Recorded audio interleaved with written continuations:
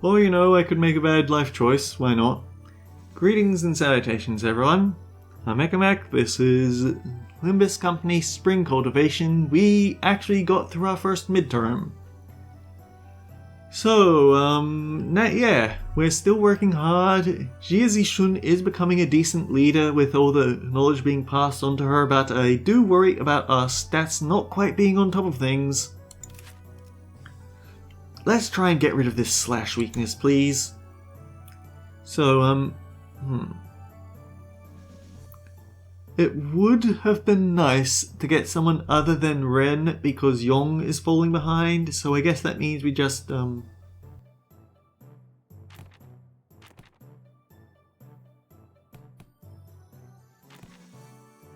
yeah, I feel like we do need to throw in a Don Quixote event.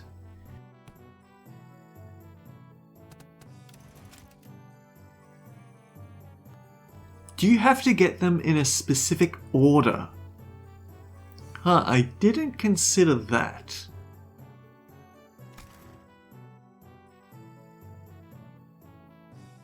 But yeah, I think Yong is something that she's fallen behind on, so that means Ishmael and Gregor. And also we might be able to level up Gregor. I want Don Quixote at the end because that's when our morale is lowest. Heard you managed to come out on top on your first sparring match. Congrats. Thanks, I gotta admit your classes are definitely coming in handy. I like your attitude. Well, shall we take a look at what I prepared for today? You're teaching about exploring, huh? It's going to be an indoors class? Yep, exploring. Where should I even begin? It's a very big subject. Free soloing to the top of the highest building in Hongwan, surviving 10 days in Hongwan backstreets with only 3 items. I had plenty of ideas, but most of them got denied. And rightly so! And that's when I realized that exploring isn't always limited to adventures in physical space. A few weeks ago, so I'm just here to fill in since this game needs a certain number of players, but really, can you call this tabletop game an adventure? Oh, Ishmael had thoughts on D&D. Yet, in games of make-believe, any simulacra can be made as real as... Oh, what a move! Ooh, nice. I'm gonna roll for damage. Yeah! Young Ishmael, thou hast absolutely pummeled the Gorgon beast with thy fireball spells, rendering it most crispy! Don Quixote threw together a D&D group. It was a formidable foe that was wonderfully executed, Miss Ishmael. Oh, really? Well then, as my next move... And that's how you came up with this? I've played a few other games, but this is new for me too. I'm still pretty new in general, I guess. This is called Jianghu Journeys, or J&J. It's a popular game among Hongwan's youths. It's got generally positive reviews too. Ah, yes. There's the giveaway element. I wonder if that's a direct translation of them making fun of D&D, or if this is just, okay, let's throw this in because it'll make sense to the player base. What Ishmael so proudly presented before everyone appeared to be a board game with numerous cards and minifigures. Okay, what do these huge piles of papers have to do with exploration? Rule number 1. The most experienced player among those gathered becomes the JM. The JM? Yeah, Journey Master. The Journey Master designs the story around the player's choices, sets the stage for what happens next, and generally helps guide the explorers to safely arrive at their goals. That's why the most experienced player takes the role. Which would be me. Wiz, Strength, Dex, each character seems to have these things called stats. Looks like we have to pick from a set of pre-made characters for this one. So I'm just supposed to be playing this character's role?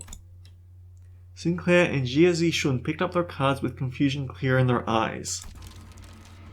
You arrive at the great city of Yanyun, a place known to be the gathering hub of all kinds of influential people.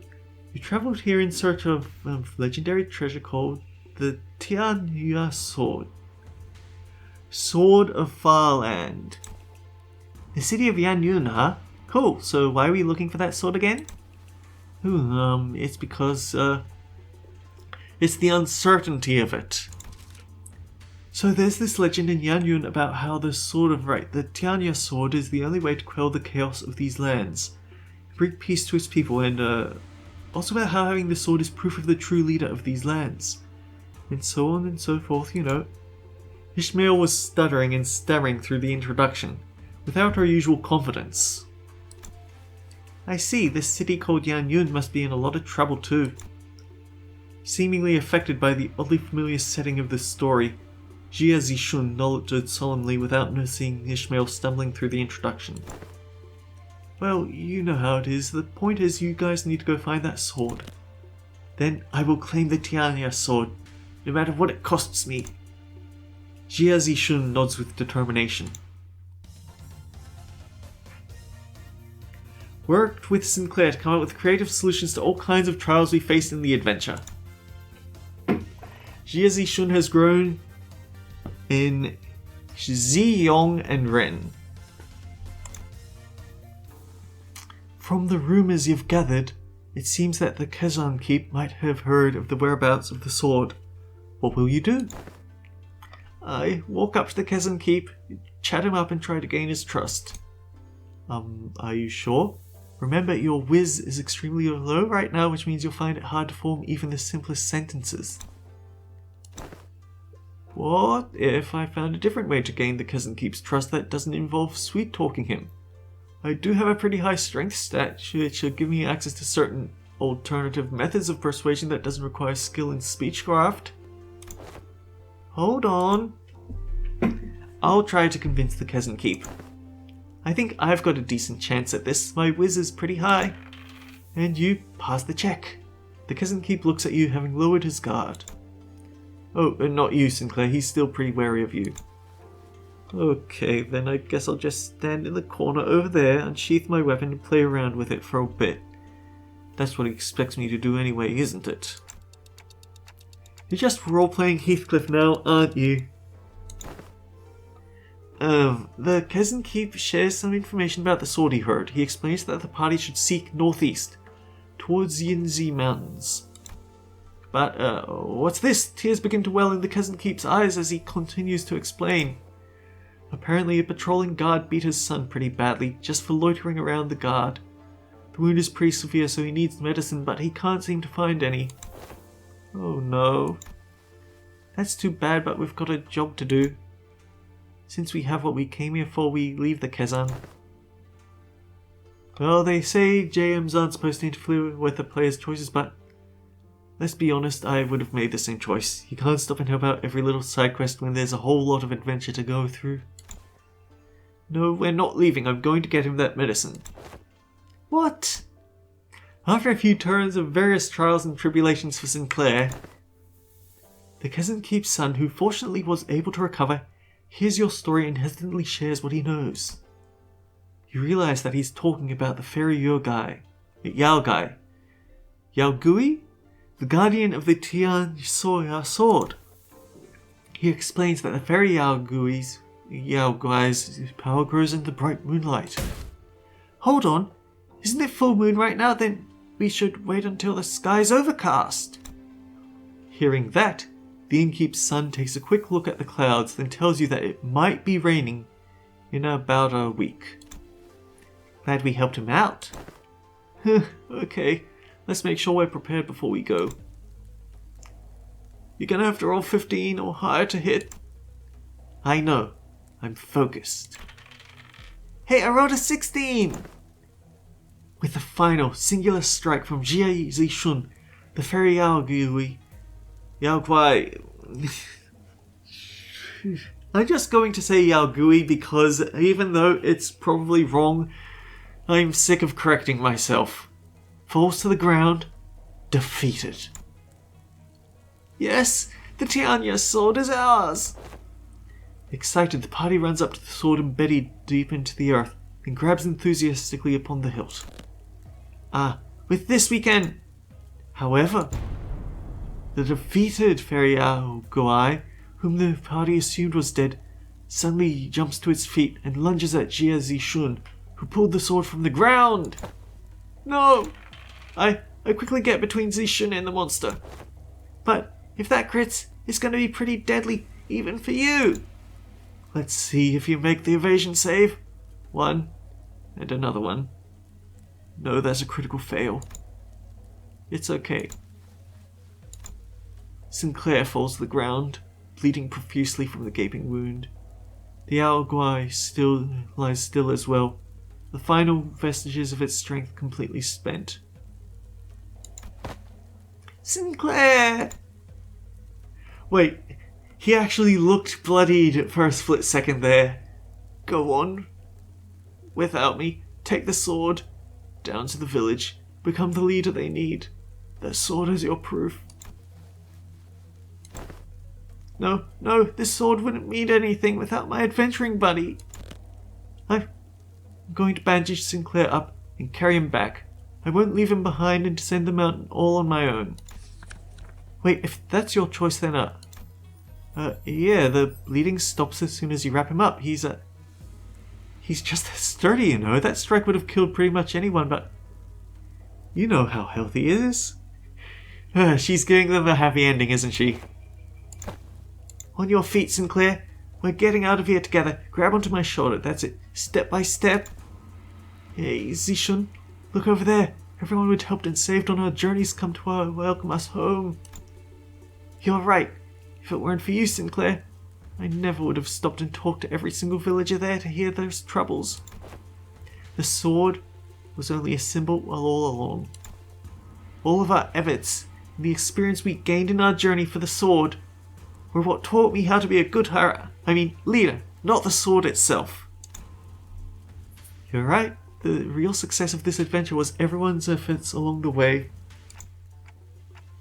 I feel like the game overtook the class at some point along the way.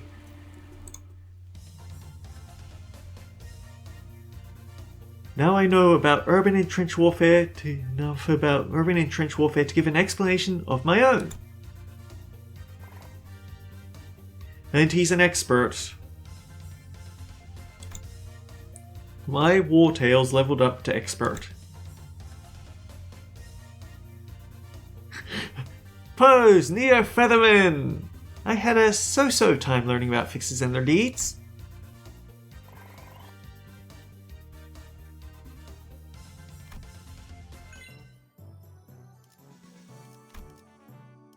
Jia Zishun gained an offense level, Crimson Phoenix improved, she gained a level, and her slash resist went up. Yes! Thank goodness.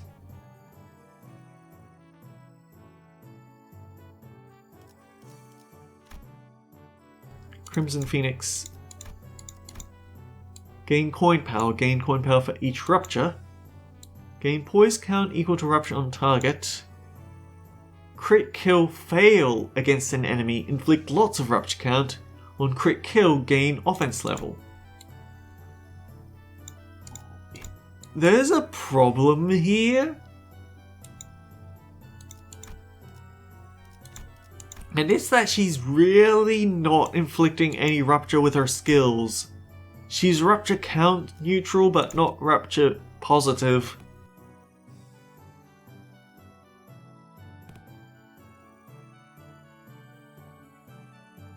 Oh. I think we have to go back to the engineers.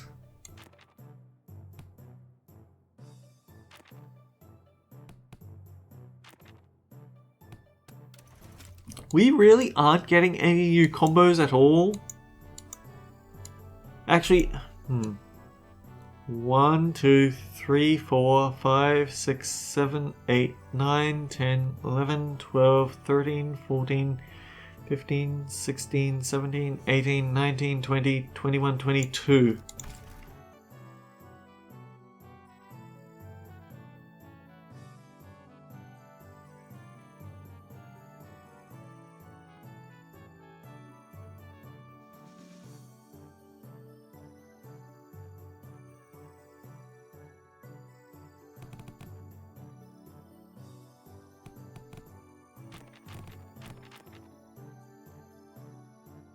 Well, let's try it like this. See if there's any combo in these three, because we know that there are combos here.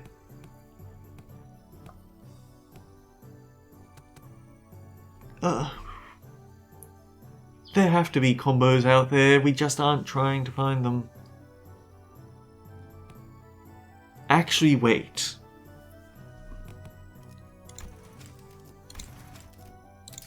Save class progress.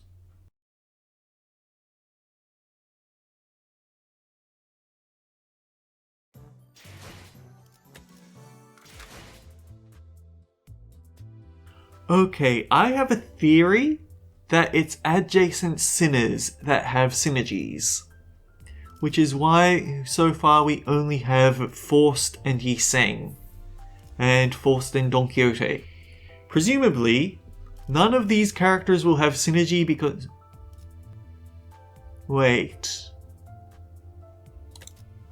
Okay, so maybe. What are achievements, actually? Pass the first midterm. Pass the second midterm, third, fourth. Take every teacher's class. Maintain tip-top morale 7 days in a row. Safely see training to the end. Take Iseng 3, take Force 3, take Don Quixote 3. Reach 400 in a stat. 800 in a stat. Okay, so...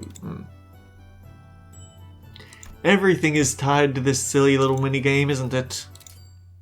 I wonder if we get to maintain our strengths between episodes, but yeah, let's try mixing Yi Seng and Gregor. And then, it's Yong that's lowest, so let's throw in Ishmael there.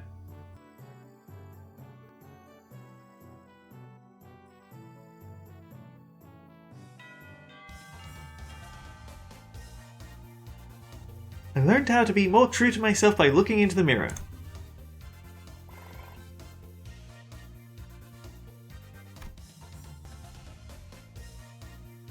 Now I know enough about urban tech and urban and trench warfare to give an explanation of my own.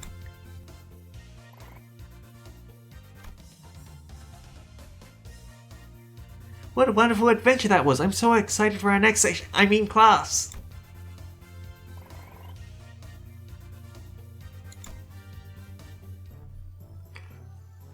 Crimson Spring skill improved. Okay, so the upgrades come from reaching milestones with her statuses.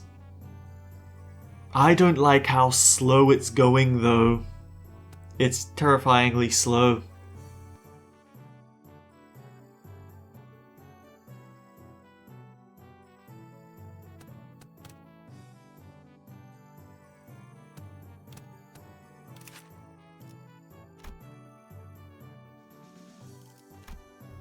Gain attack weight.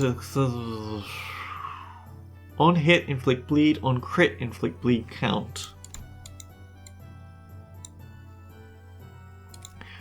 Until she starts inflicting rupture on her attacks, she isn't going to be able to actually get most of her advantages. Judgment containment, so he's going to give us morale. Huh. And some of our blue numbers as well.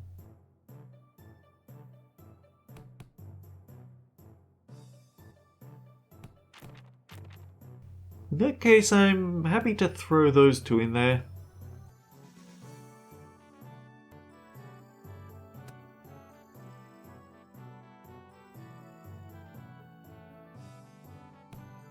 Part of me feels like we should be throwing in Iseng and Forced because they're already the highest levels, but I don't know.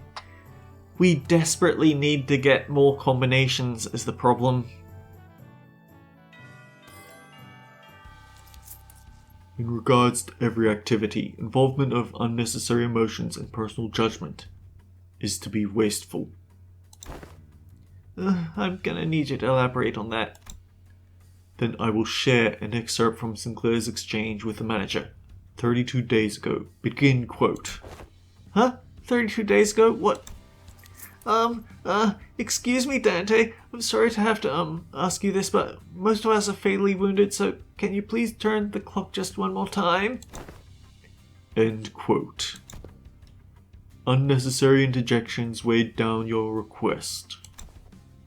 Wow, that's pretty bad. Did I really stutter that badly? It is a waste of time to involve emotions when delivering unfavorable news. The same message could have been delivered with merely 2 words. We failed. Let us commence field practice. Do not ask me a single question for the next 5 minutes. Huh? Well, okay, sure. Seems easy enough. Suddenly, Marsault let out a cry as he clutched his chest, then fell to the floor. Are you okay? Marsault, you okay? His eyes snapped open. Task failed. 5 minutes have not passed. He faked a heart attack. Wow. You're cheating. This reminds me of the incident Sinclair had so desperately wished to hide. What? The what we stressed with what? Despite your belief that no one would ever find out your secret, there was one person who got to the bottom of the incident. Come on, just what did you see? Failed again. Took the class. Oh, okay, here we go. We've got a combo again. Took the class. Zishun has grown. Sinclair has grown. I saw right through every assassination attempt Method Honglu prepared. Jie Zishun has grown, and so has Ji, and so has Sinclair. All stats +1 is pretty cool. Although it's only 1 and we've got to reach 1,000. So even if we had that from day 1, yeah, it's not as good as it could be.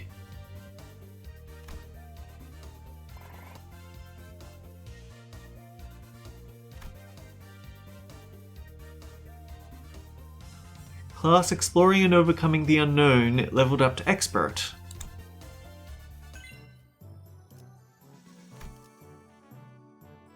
Jie Zishun, min and max speed +1. She gained max HP and her slash resist went up again. Huh.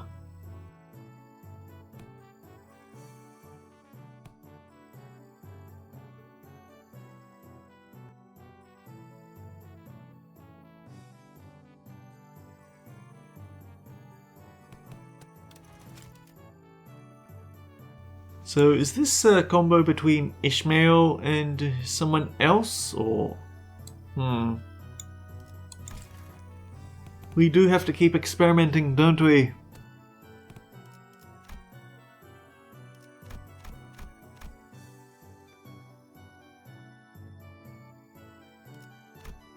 We can't view...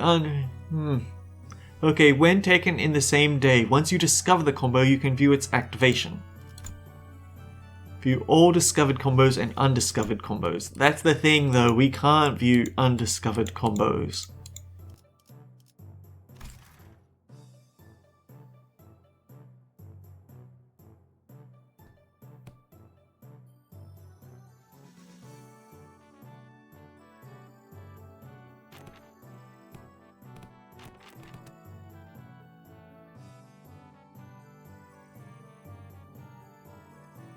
Actually, that's pretty low on her courage. Maybe we should go for something else.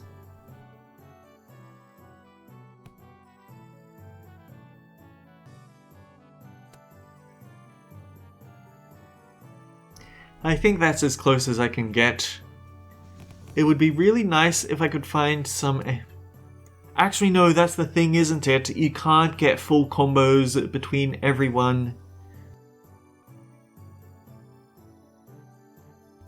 We can go for a morale lesson tomorrow. But oh, we only get tomorrow. After that, it's going to be a sparring match. Managed to learn various detailed mechanical fundamentals about old age core technology.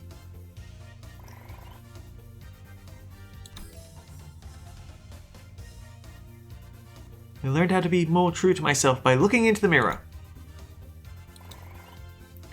Oh, we need to get that morale fixed tomorrow. And now Yiseng is a master. I had a so-so time with today's adventure. Oh, Ishmael enforced, huh?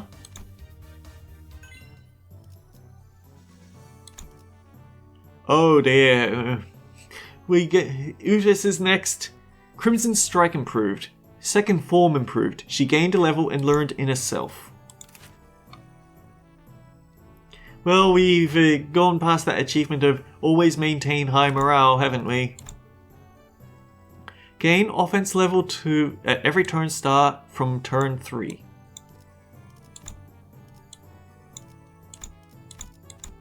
Oh, it actually changes in forms. Crimson Strike, Crimson Phoenix, Crimson Spring. Inflict Rupture count and gain offense level next turn? Wait, she's inflicting burn count? She is getting some... She is actually getting poise count on herself to quite a nice degree, though. Now, if only she could actually get some poise to make use of it. Okay, we need to put someone efficient in the back seat, I think. We can always rely on Don Quixote to fix things up.